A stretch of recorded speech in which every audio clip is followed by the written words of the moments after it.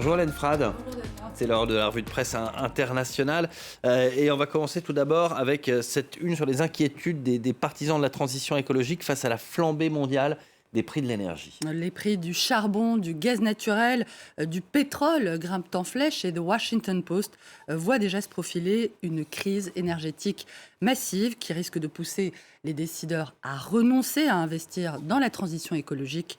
Les difficultés économiques et l'instabilité politique provoquées par les prix élevés de l'énergie pourraient faire perdre leur sang-froid aux dirigeants au moment même où ils semblaient prêts à changer de politique énergétique, s'alarme le journal. The Washington Post estime que la crise actuelle est bien la preuve de la fragilité des énergies fossiles et qu'il est plus que jamais nécessaire, bien au contraire, d'investir dans les énergies renouvelables. En France, Emmanuel Macron, lui, s'apprête à annoncer aujourd'hui un plan de relance du nucléaire. D'après la Croix, un soutien financier supplémentaire devrait être accordé au programme de construction de petits réacteurs dans le cadre du nouveau plan d'investissement France 2030. Le journal rappelle le soutien déjà affiché dans le passé par le président au nucléaire, qu'il a présenté comme une énergie décarbonée et sûre, je le cite, sur lequel reposerait l'avenir énergétique et écologique de la France. Selon le journal, Emmanuel Macron pourrait aussi annoncer la construction de 6 EPR supplémentaires, les réacteurs nucléaires de troisième génération, ce qui n'est toutefois pas encore gagné, notamment à cause de l'opposition, on le sait, de plusieurs pays européens au nucléaire, y compris l'Allemagne et la Belgique, qui ont choisi de renoncer, on le sait, à l'atome. Oui, et puis des Français d'ailleurs aussi qui sont opposés dans les sondages notamment à ce retour du nucléaire. La question du nucléaire, elle divise ici. D'après le Figaro, le retour en grâce de la houille en Asie et ailleurs en Europe met en exergue l'excellence environnementale, je cite, de la France, où ne subsistent que 2 centrales à charbon. Un avantage que le pays devrait précisément à son puissant parc nucléaire qui assure son approvisionnement en électricité décarbonée et bon marché, ce qui devrait conduire à stopper les fermetures de réacteurs nucléaires et lancer la construction de nouveaux, selon le journal Vent debout contre les grands prêtres de l'écologie. D'après un sondage publié par Le Parisien aujourd'hui en France, effectivement, près de 6 Français sur 10 se disent actuellement favorables au nucléaire, qui est en train de devenir l'un des thèmes centraux de la campagne pour la présidentielle de l'année prochaine. Le journal explique que ce n'est donc pas un hasard si Emmanuel Macron dévoile aujourd'hui son programme en la matière, un projet qui est en rupture avec celui des écologistes qui pointent de leur côté, entre autres, le risque d'accidents majeurs comme à Fukushima ou encore le casse-tête des déchets à enfouir pendant des millénaires. Des arguments plus difficiles, évidemment, à entendre en pleine flambée des prix de l'énergie. Et c'est à voir pour terminer, Damien, avec ce dessin de Rançon. Vous êtes pour le nucléaire, mais ça va détruire la planète, s'indigne un écolo. On espère que la fin du monde arrivera avant la prochaine facture d'électricité. Lui aussi a présenté le nucléaire comme une énergie d'avenir.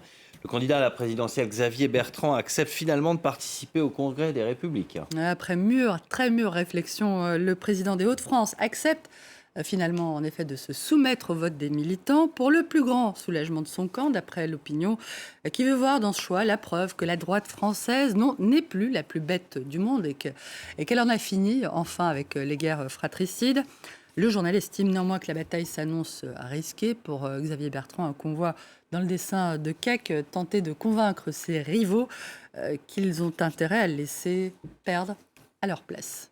Allez, en France toujours, le président de la conférence des évêques de France est convoqué aujourd'hui au ministère de l'Intérieur, convoqué pour ses propos à propos de la confession plus forte selon lui que les lois de la République. La déclaration d'Éric de Moulin-Beaufort dans le sillage du rapport Sauvé sur les agressions sexuelles au sein de l'Église a provoqué en effet une vive polémique, y compris chez de nombreux croyants abasourdis par l'ampleur du problème de la pédocriminalité au sein de l'Église française. Le quotidien Libération espère, lui, que le ministre de l'Intérieur, Gérald Darmanin, remettra bien au cœur du village les lois de la République et non celles du droit canon. Ne pas claquer la porte au nez d'Éric de Moulin-Beaufort sur un sujet où il est assez facile de le faire reviendrait à encourager les religions, toutes les religions, à ouvrir d'autres fenêtres pour sortir de cette sphère où la République laïque tente, à juste titre, de les maintenir. La sphère privée met en garde le journal. Hélène, on ne se quitte pas là-dessus. Parce qu'on a toujours besoin, n'est-ce pas Damien, d'une histoire qui finit bien. Je vous propose de jeter un cil au Guardian qui rapporte qu'un élan du Colorado aux États-Unis a enfin pu être délivré du pneu qu'il avait autour du cou. Alors, d'après les responsables de la faune locale, la bestiole de 270 kilos se promenait avec ce drôle de collier de 16 kilos depuis 2 ans. 2 ans, hein, le temps qu'il aurait fallu pour s'y reprendre à 4 reprises, pour réussir à l'endormir et lui scier les bois et lui faire passer le pneu au-dessus de la tête.